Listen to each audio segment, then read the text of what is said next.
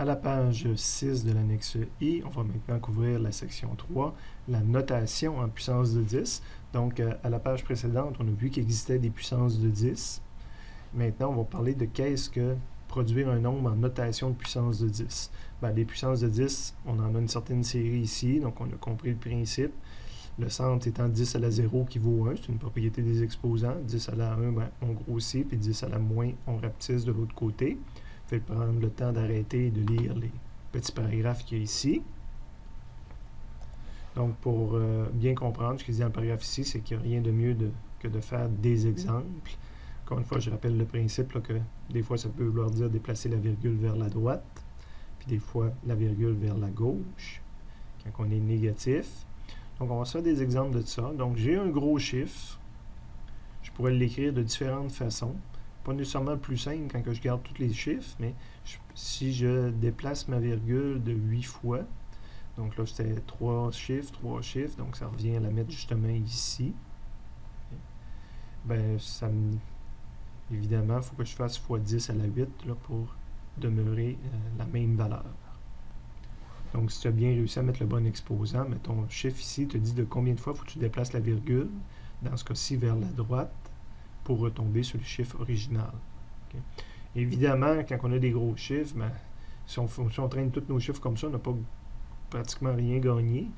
Évidemment, ce qui est intéressant, c'est de faire un arrondissement à un moment donné, comme ici, dire que c'est 2,46 fois 10 à la 8. C'est tellement gros que le reste ne change plus grand-chose. Donc ça, c'était la valeur avec 3 chiffres significatifs.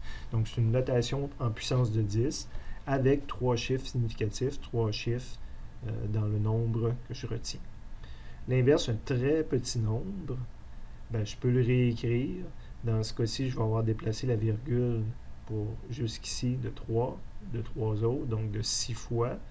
Mais évidemment, c'est un très petit nombre, donc c'est 10 à la moins 6. Ça m'indique que pour retomber sur le même chiffre, il faut que je déplace la virgule de 6 fois, mais vers la gauche maintenant. Donc, je la tasserai vers ici, ce qui rapetisse mon chiffre, et que je retombe sur les pattes là. Okay.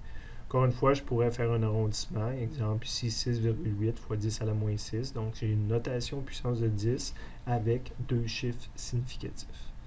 Bon, on continue à faire des exemples de ça. Donc, on a un gros chiffre, 987 654,321. Il a été réécrit à côté. On voit que la virgule s'est déplacée de 1. Hein? Elle est venue ici à côté du 4. Donc, j'ai rapetissé mon chiffre. Ben, c'est x 10 à la 1. Donc, ce chiffre-là, x 10, je retombe sur le chiffre qui est ici. Ici, la virgule a été déplacée en avant du 5. Donc, je suis encore en train de rapetisser mon chiffre. Je suis obligé de grossir mon exposant. C'est 10 à la 2.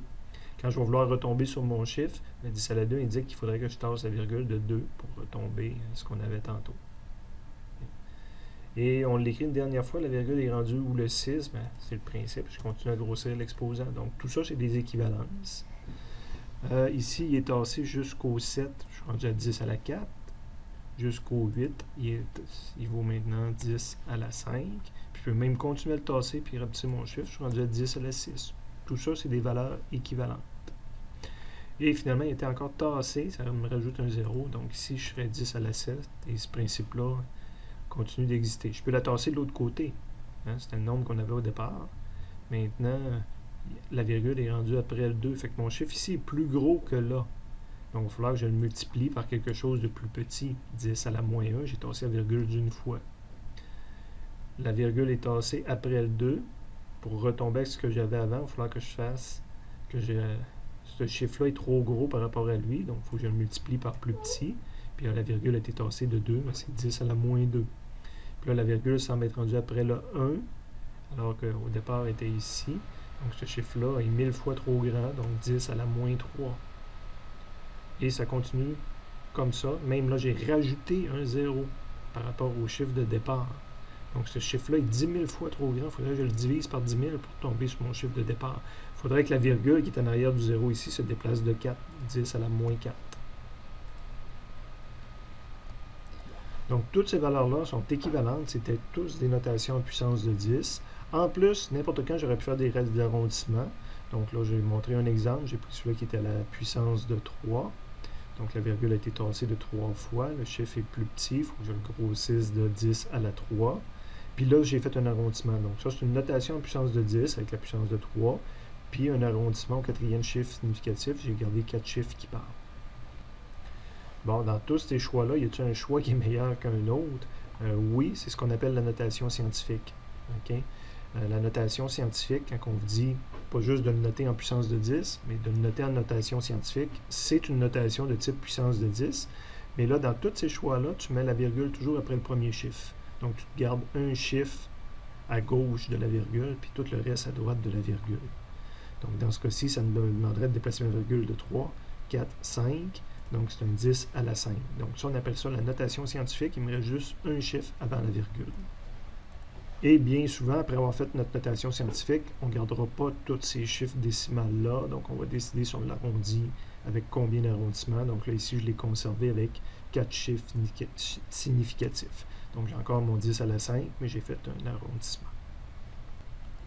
Donc, la dernière remarque, je l'ai fait avec vous. J'ai observé les déplacements de la virgule en fonction de la puissance qu'on utilise.